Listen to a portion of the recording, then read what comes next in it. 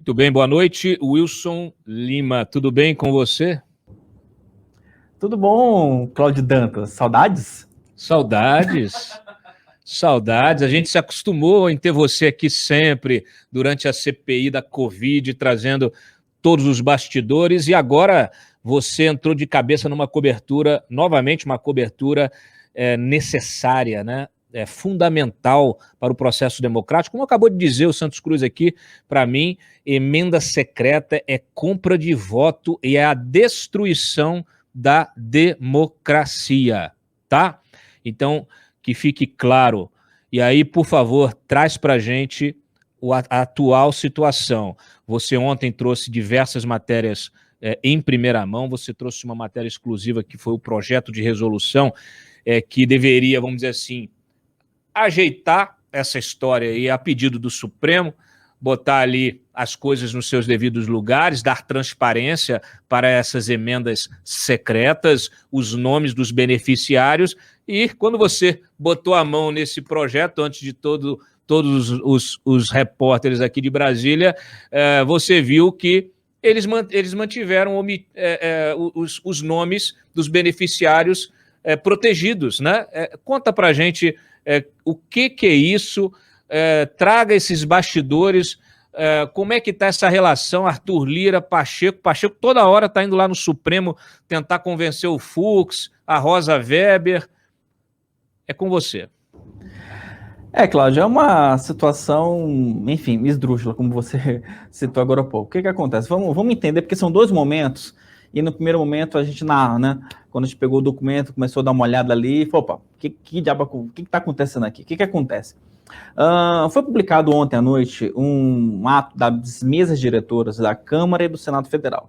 Esse ato, ele fala o seguinte, olha, o que já foi liberado de emenda secreta, né, o que já foi liberado das chamadas RP9, essas aí, desculpa, a gente não vai ter como rastrear o autor da emenda, porque segundo uma desculpa esfarrapada do Congresso Nacional, esse negócio, eu não tenho como checar, porque isso aí depende de um rastreamento do ofício de não sei o que, balela, né? A gente sabe que isso é balela. E aí, na próxima segunda-feira, vai ser votado um projeto de resolução no Congresso Nacional para regulamentar as emendas daqui para frente. Isso está dando, Cláudio, a maior confusão. Por quê? Parte dos senadores e parte do Congresso querem continuar do jeito que a coisa está, sem você precisar explicar, dar sua justificativa sobre para onde que vai o dinheiro, quem foi que teve a ideia de indicar o dinheiro, etc. Só para que a gente entenda a diferença dessa coisa da RP9, do orçamento secreto para as emendas normais ou as emendas de bancada, temos as emendas individuais, que é aquela que o deputado carimba e encaminha para sua base. Tem a emenda de bancada, que é a bancada de deputados que carimba e já manda também para suas respectivas bases. O problema da emenda de relator é que assim fica tudo concentrado no relator geral, e aí o relator geral ele pega o apoio de um outro parlamentar que a gente não sabe quem é. Então esse é o grande problema. E essa que foi a determinação do Supremo Tribunal Federal, que foi completamente ignorada pela Câmara e pelo Senado em relação às emendas que já foram pagas. Hoje, inclusive, Cláudio, a gente trouxe uma nota sobre isso, e ontem na cobertura, a gente aqui, só para você em casa, só você entender, a gente conversa muito aqui na redação sobre algumas coisas, e o Cláudio ontem, ele perguntou, Wilson, vem cá, afinal de contas, quanto é que já se pagou desse negócio? E aí, pelo projeto de resolução, a gente conseguiu descobrir que se pagou 10 bilhões, né, de reais de emenda secreta, sendo que tem empenhado 30 bilhões, ou seja, tem ainda 20 bilhões a serem pagos, né, dessas emendas secretas. A expectativa é que, pelo menos esses 20 bilhões, a gente tem ideia né, para onde de quem que teve a ideia, né, mas também não há segurança nenhuma. Por quê?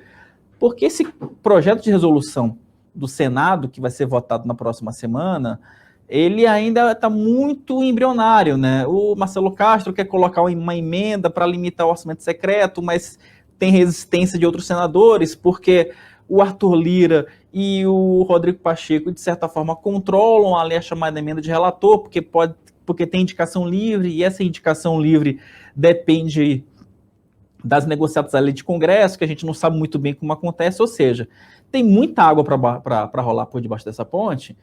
E aí, essa regulamentação do orçamento secreto pode deixar a coisa até pior do que ela já está, Cláudio. Então, você trouxe também uma lista de 4.800 municípios que receberam emendas secretas. E aí essa lista é dividida entre partidos. Isso foi o máximo de transparência que se deu até agora, né? Que o Congresso entregou ao Supremo.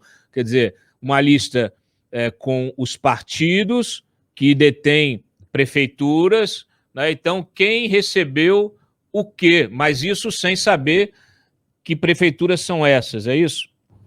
Exatamente, Cláudio. Agora, há de se convir também, né, e essa é a crítica dos órgãos de controle, é que o que a Câmara fez foi facilitar um trabalho que era feito de forma braçal por todo mundo que trabalha com isso, que investiga isso, entendeu? Por exemplo, a questão é que, inclusive, o Freitas está colocando na tela. Saber quais foram os municípios ou os partidos dos prefeitos que receberam emenda secreta, você não precisa ser gênio, né? Você vai lá no site da transparência, você pega o município, você cruza com o prefeito daquela cidade. Então, assim, na prática facilitou, mas também não é nada inédito, porque o grande problema do orçamento secreto, Cláudio, para você que está ouvindo a gente, é o seguinte, e aí essa que era a decisão do Supremo, a gente precisava saber qual foi o parlamentar que fez a indicação da emenda, né? Qual foi o parlamentar que deu a ideia, olha, eu quero enviar tantos mil para Picos no Piauí. Tá, mas ok, lá no orçamento de relator aparece Márcio Bittar encaminhou tantos mil para o Piauí, para Picos, né? Agora, o que se precisa saber é quem foi que deu a ideia para o Bittar encaminhar tanto para o Piauí. O Márcio Bittar é do Acre, né? Então não faz muito sentido um parlamentar do Acre mandar dinheiro para o Piauí. Então, esse detalhamento parlamentar que fez a indicação, com qual motivo, qual justificativa, para que, com qual objetivo, esse detalhe em relação ao que já foi pago, isso vai continuar oculto. E já tem parlamentar que está reagindo, Cláudio. Hoje, o Cajuru e o Eduardo, e um deputado de outro deputado de Goiás, vou dar uma checada aqui no nome rapidinho, entraram com uma ação do Supremo para tentar assustar esse ato da mesa diretora do Congresso Nacional. Elias Vaz, pronto. Agora, recapitulei aqui. Não. Pode esquecer se você quiser. Não, sem problema. Eles ingressaram Depois do furo que você deu, você pode trocar até os nomes. Não, que é isso, Cláudio. Então, Elias Vaz e o Jorge Cajuru ingressaram com uma ação do Supremo para tentar assustar esse ato do Supremo Tribunal Federal, do Congresso Nacional relacionado aos atos secretos. E ontem à noite, né, Cláudio, como a gente acompanhou durante o dia, o presidente do Senado, Rodrigo Pacheco, tentou convencer ali a Rosa Weber dessa cascata, né, desse projeto, né, desse ato, né, das mesas diretoras, para dizer, olha, isso aqui a gente não consegue rastrear, é algo complexo, eu não vou ter acesso a e-mail, vou ter que puxar um e-mail, né, que o Márcio Bittar teve acesso no ano passado, enfim, a gente não vai conseguir rastrear. E aí, depois que ele conversou com a Rosa Weber, eles publicaram esse ato da mesa diretora da Câmara e do Senado Federal. Agora, Cláudio, me surpreende um pouco que o próprio Supremo até agora não reagiu, né? Pelo menos até agora o Supremo não deu nenhum indicativo de que vai manter a decisão, porque pelo documento ficou absolutamente claro que Câmara e Senado deram uma transparência parcial dessas emendas, mas o principal, o cerne da questão, o que de fato configura o orçamento secreto como de fato orçamento secreto, isso não foi respondido e isso provavelmente vai ficar aí de forma oculta até segunda ordem. Muito bem. Deixa eu olhar aqui uma coisa que eu queria te perguntar. O relator, o Marcelo Castro, ele disse o seguinte, pode botar na tela, por favor, Freitas? Abre aspas. Ele falando desse ato, né, das emendas. Esse aí foi um ato da mesa, conjunto. Eu não tenho participação sobre isso. Eu sou relator do projeto de resolução que vai modificar e estabelecer um normativo para daqui para frente. Então, tudo que for daqui para frente, quando a gente aprovar a resolução, terá que ter absoluta e total transparência. Só que, em relação aos 10,8 bilhões que já saíram, ele disse ser difícil rastrear os responsáveis pelas emendas distribuídas, abre aspas, isso foi bilhões de reais que foram aplicados em 2020 e 2021. Essas de 2021 são mais fáceis de serem identificadas.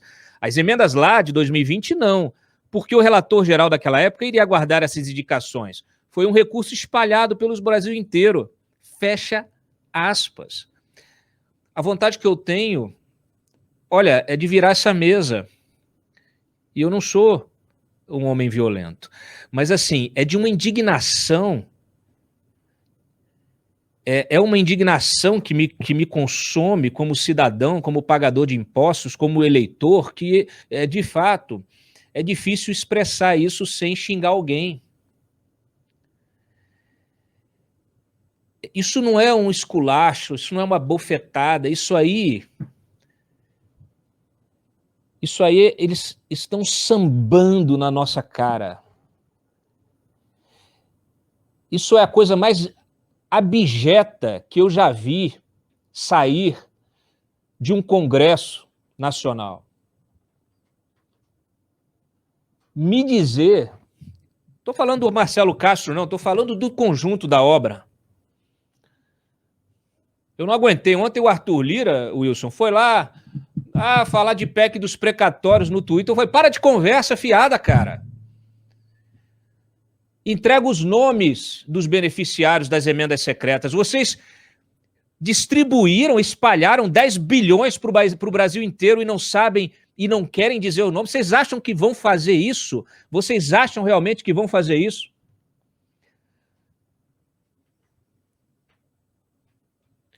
Cadê o TCU, que foi provocado pelo Voit aqui, que teve aqui na semana agora?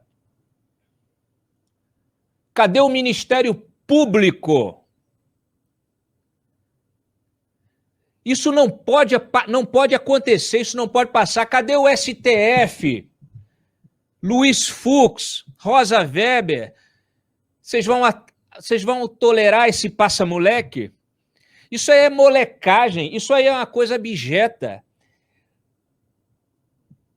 Vocês vão ter de trazer à tona esses nomes, porque só com esses nomes a imprensa poderá checar se esse dinheiro chegou na ponta onde deveria chegar. E se vocês não tivessem nenhum medo de divulgá-lo, já o teriam feito. Porque, no fundo, vocês sabem que esse dinheiro não chegou na ponta, não é verdade? Porque se tivesse chegado, não tem problema não, tá aqui, ó. Mandei 100 mil reais para a prefeitura lá do Quixaramobim. Mandei mais 200 mil e tal. Esse dinheiro foi usado para comprar trator, para pavimentar rodovia, para pavimentar estrada lá, vicinal. Foi para uma escola, foi para um hospital. Agora, não vai trazer? Ah, meu amigo. Wilson, pelo amor de Deus, me fala que tem gente no Congresso, que tem parlamentar trabalhando para impedir esse absurdo, por favor. Eu não quero que você minta, não. Quero que você traga a verdade. Se não tiver, pode falar também. Tá, você quer uma boa notícia ou uma má notícia, Cláudio? Não, eu quero a notícia, eu quero a verdade. eu tenho duas informações, uma boa e uma ruim. Então, traz a boa primeiro. Vamos lá. A boa é que, de fato, tem um grupo ali de parlamentares que tem trabalhado contra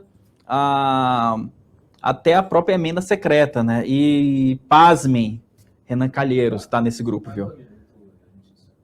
Pasmem, Renan Calheiros também está nesse grupo, tá? Então, eu acho que essa não é a notícia tão boa.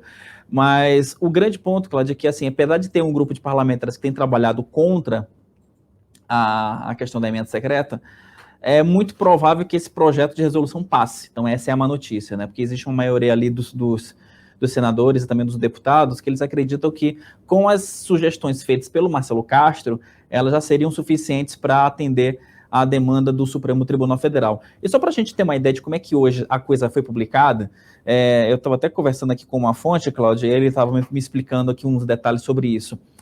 O documento que foi divulgado pelo Senado Federal, cada emenda, né, parlamentar tem um código né, que seria o código do autor da emenda, né? Então, só que eu tentei checar algumas informações ali. Eu até imaginei que isso poderia ser um código do ofício encaminhado para o relator geral, mas não. O que eles fizeram? Eles transformaram cada deputado, cada parlamentar, num código que, na verdade, ele juntou o código de relatoria geral, mais o código da emenda. Então, cada indicação virou quase como se fosse um código de barras, que você não tem a mínima ideia, né? Quem foi que teve a ideia, e, enfim, quem foi que de fato indicou aquela emenda para determinada obra, para determinado local, ou seja, eles conseguiram esconder da forma mais pequena, a forma mais mesquinha, né, possível, Cláudio. E assim, uma coisa, eu estava pensando aqui, quando você estava falando agora há pouco, Cláudio, eu sempre me perguntando o seguinte, para a gente que é cidadão, vai você de casa aí, né? Vai você de casa não tem o registro de pagamento bancário de uma fatura ou de uma conta de telefone. Experimenta para ver o que acontece. Eu já passei por isso, Cláudia já passou por isso, todo cidadão já passou por esse tipo de coisa.